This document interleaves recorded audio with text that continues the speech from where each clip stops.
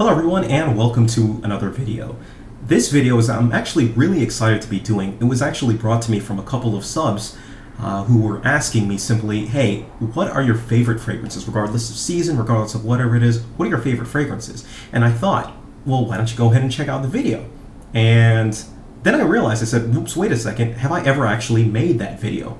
I always intended to do this video and intended to do one every single year, but somewhere along the line, it just skipped my mind, I forgot about it, and almost 3 years have passed and I don't have a single video just simply putting what are my top favorite fragrances, what are my top 10 favorite fragrances. So here is this video. I figured, you know what, why not get started right now and then go forward and do it every single year. So without any further ado, let's get started. As with all my top 10s, there are a couple of ground rules. One, this is my top 10 favorite fragrances list. This isn't some GQ list. This isn't the top 10 grossing. These are the fragrances that I love. What does that mean in particular? That means I really generally don't distinguish between niche, designer. If it's a fragrance and I like it, I'm gonna wear it. More importantly, my favorite fragrances, again, don't really have that distinction. That said, the majority of these fragrances are niche. It just so happens that my most favorite fragrances happen to be mostly niche, but there are some designers in the list. So please don't take offense to it. This is just how my nose kind of takes it. I like these fragrances, end of story. Really no getting into it. This doesn't have any season connotation. This doesn't have anything connotation. Again, just my favorite fragrances. For each fragrance, I'm gonna go ahead and describe three main things. One, what it smells like. Two, how I actually discovered the fragrance, and three, why I like it. All right, three very simple things. So let's get started. Coming in at number 10, this fragrance is from a very popular house. It is none other than Creed's Aventus. At number 10, I had to do some real hard soul searching for for my favorite Creed fragrance of all of them. There are a lot that I really do enjoy. I really enjoy Royal Oud, I really enjoy Jardin, I really enjoy Spice and Wood. There are a lot of fragrances by Creed basically that are up there for it. But really thinking back, I probably would have to put Aventus at the top of that list, and it comes in at number 10 for it. It smells like apple, it smells like birch, has a smoky type of a smell to it. At the same time, it remains fresh and it remains very, very masculine. It's a fragrance that I absolutely love for that aspect. In terms of how I discovered it, I actually discovered this one kind of like how most other people discovered it, from people talking about it on YouTube. I heard about Aventus and how it was supposed to be a monster powerhouse, how it was supposed to be such a great fragrance, and with most Creeds at that time, I wasn't really into them. And I tried it out, and this is really kind of what turned me into looking more at Creed fragrances. So this was kind of my gateway drug. When I initially smelled in Millésime Imperial, I thought it was okay. Same thing with Green Irish Tweed. I've grown to appreciate them a little bit more as time has gone on. But this was the gateway drug, if you will. Aventus was really what got me into them, but Aventus is, in my opinion, the best smelling Creed, and it lands at number 10. Love it. I wear it all over the place, and highly versatile. You can wear it pretty much anywhere, any place. Creed Aventus, number 10. At number 9, this fragrance was introduced to me based off of, it was the second one out of the series that I saw for it. It is none other than Thierry Mugler's Pure Havane. This is my favorite from the line, although Pure Malt is really a close second. Recently, Angel Men used to be my favorite one out of them, the original. Then Pure Leather came out, kind of like that a little bit more. But overall, I'm liking this one a lot more than I am the original and the rest of them. It's got a tobacco-y-ish, a honey-type vibe, very sweet, something that I like to wear in the fall or in the winter months when it starts to get a little bit colder. I discovered it again, same thing around, I actually bought it when it first came out. It was because of Pure Malt and the Pure series, and really, to be perfectly honest, the reason I got this was to keep the collection going alive. I have almost all of them, if not all of them. I don't really count B-Men, though I probably should get it. But that's where this one comes in. I bought it and I actually loved it. I liked it a lot, and it's been in my collection ever since. Angel Men's Pure Havana. Coming in at number 8, we have a fragrance that was introduced to me by Frankenator and some of my other fragrance pals, My St. Francis Kirkjohn's Aqua Universalis Forte. This is a very clean, a very crisp, lemony type scent. It has a little bit of a laundry type of a vibe to it. The florals in this one, this is the concentrated version. Forte is the concentrated version. What actually got me hooked was when Frankenator and I believe Luis City Messiah, same thing with Igor, a couple other guys, wanted to split a big bottle of the original Aqua Universalis, the cologne version. We split it. I kind of threw it in. It was cheap enough. It was like $20 for a significant portion of juice of the original cologne. And when I smelled it, I was absolutely floored. It was, in my opinion, one of the better smelling aqua citrus type smells. In fact, up until that point, I'd really been looking for, outside of Issey Miyake L'Odyssée, outside of that, I'd really been looking for a powerhouse of a summer fragrance, and this is really what fit the bill. So after I purchased that, I wound up buying a full bottle of Forte, and it has served me perfectly well. Lasts a long time on my skin. Smells like fresh, clean laundry. It's a little bit of floral vibe, but you know what? I don't mind it. I love it, actually. So yeah, Aqua Universalis Forte coming in at number 8. At number 7, from the house of Tom Ford, Tobacco Vanille. How I discovered this fragrance is tobacco and vanilla. Heavy tobacco, heavy vanilla, heavy spices in it, and it really just gives tobacco and vanilla. Nothing else much more to say about this. How did I discover this? Well, when I was first getting into niche, when I first started discovering some fragrances and looking at the higher end fragrances, I went over to, what was it? Man, I'm really forgetting that store name. It's on 5th Avenue, below the 50s, above 34th Street. Man. Oh well. I forgot the name of the store. I think it's, oh well. That's going to bother me. But I was at this store and I was looking around, browsing around at the Tom Ford counter and smelling fragrances. And I remember Tobacco Vanille was really the main fragrance that I loved out of smelling all those fragrances. But the saleswoman was like, well, the Private Blend was created specifically to be mixing and matching. So you want to mix, Tobacco Vanille with Tuscan Leather or something like that. Tuscan Leather was the two that it paired, and it smelled even better with both of them put together. But the combined cost for both of them was going to be around $500, $600. I was like, you know what? It smells good, but is it $600 good? And I remember, not buying it after that.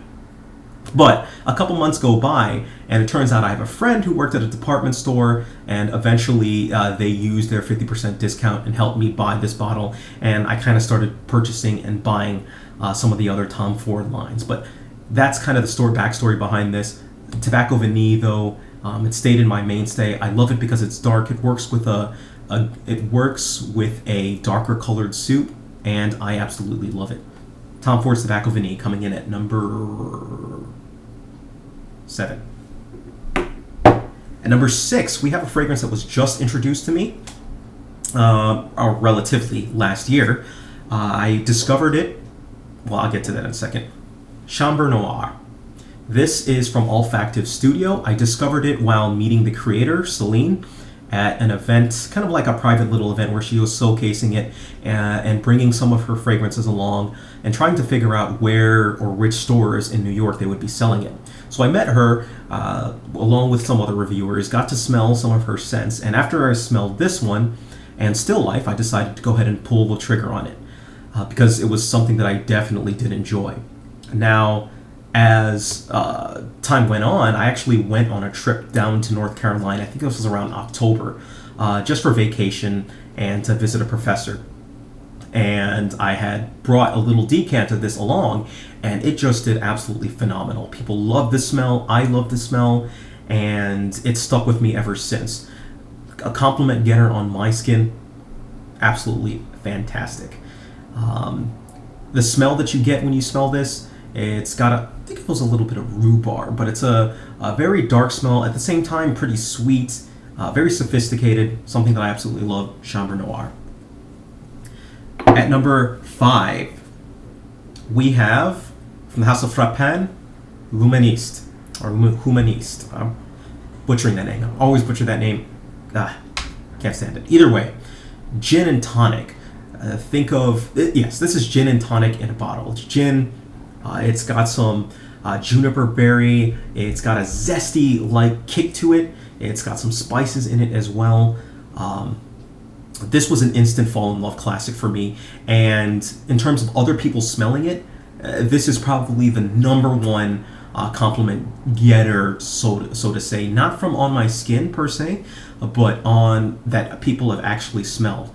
And this fragrance is the fragrance probably out of all of my collection that more people have bought off of just smelling it, and people who would never ever purchase or pay more than $100 went down and would fork over money for this one. That's how good this one is.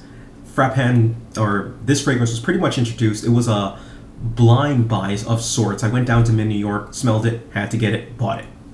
Really isn't much else to say on this one. Frappin Humaniste, number 5. Number 4, we have a fragrance that restored my faith in warmer weather scents. It took a while for me to get it. I was losing faith with a lot of the warmer weather scents, but this one, again, did it. Chanel's Allure Homme Edition Blanche. I love this fragrance just so much. It's got this lemony cream pie type of a scent. It's got this fresh type of a spritz to it, and it's basically a creamy citrus type scent. And I really can't say enough about this. Absolutely love this one. This was a fragrance that I bought off of. I think I bought the original fragrance off of another reviewer. Probably it could have been Freeze, although no, I bought. I forgot actually where I bought this one, now that I come to think of it. But when I did get my hands on it, I absolutely loved the fragrance, and that's why it's coming in at number 4. Number 3, we have a fragrance from the House of Guerlain. It is Spiritueux Double Vanille. This fragrance I bought off of Hero's review. I remember watching his review, and this is one of 2 fragrances I actually bought directly off of Hero's review without smelling it beforehand. I blind bought this one, and thank God I liked it, even though I did not pay full price for it. I won't tell you how I got it. Well, what do you care? I bought it, or I have a person who worked at a department store who got it for me with the employee discount, about half off. So this is vanilla. It smells like vanilla extract. It's got some spices in it, very boozy as well. A boozy vanilla smell, something that I wear in the fall, and people can definitely smell you from a while away. This one, when I spray it in my room, I come back at the end of the day and I can smell it still lingering around in the room. So doubles as a very expensive room spray as well, but one that I turn to in the fall. Spiritueux Double Vanille. Number 2. This fragrance I bought from, yes, my ex-girlfriend actually helped me pick this one out. This is Bergamot 22 by Le Labo. This is easily my favorite scent to wear in the warm weather. It still has been for 2+ years and running. The reason why I like it simply is because cedar is one of my favorite scents, bergamot is one of my favorite scents, and fused together, this has exactly what I'm looking for in that summer scent. Sorry, the light you can barely see. Bergamot, whatever. But this has exactly what I'm looking for, summer fragrance. It lasts a long time on my skin and does absolutely fantastic. Again, I bought this one with my ex-girlfriend while walking around downtown. We walked in Le Labo, and it was, I remember I was going specifically to actually buy Rose 31 based off of everyone's expectation. When I got there, it turned out I liked this one a lot better. And so away I bought it. Bergamot 22, been in my collection ever since. And for the number 1 most favorite fragrance in my collection, another hero fragrance that I remember watching his review and eventually going to forgot that store name. I'm bad with store names, but going to the department store or upscale department store and smelling it from the house of Frederic Malle. We have Musk Ravageur. This, I love this scent. I know it's been lauded as a panty dropper at times. I wouldn't consider it that, but it is a scent that I absolutely love. It gives me confidence. It smells great in my opinion. I love the clove smell that it gives you initially. Cloves, cinnamon, a little bit of vanilla, spices. Just absolutely love it for that. Musk Ravageur lasts over 24 hours. I was really hyped up to buy it off of, perfectly admit, hyped up to buy this thing off of Hero's review. And after I remember, going and smelling it, I thought it was the best fragrance that I had ever smelled. And it still is my favorite fragrance. I don't wear it that much. I'm the type of person who doesn't wear his favorite things excessively because I don't want to get tired of them or bored with them.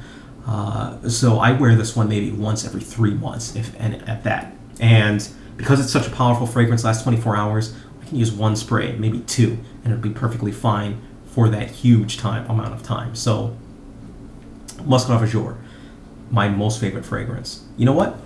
So let me know what your favorite fragrances are. I'm very curious to know what everyone's top favorite fragrances are, regardless of season, regardless of spring. Regardless of season, regardless of occasion, whatever. I hope you enjoyed this video. Let me know your thoughts. Thank you. Take care of yourselves and have a great day.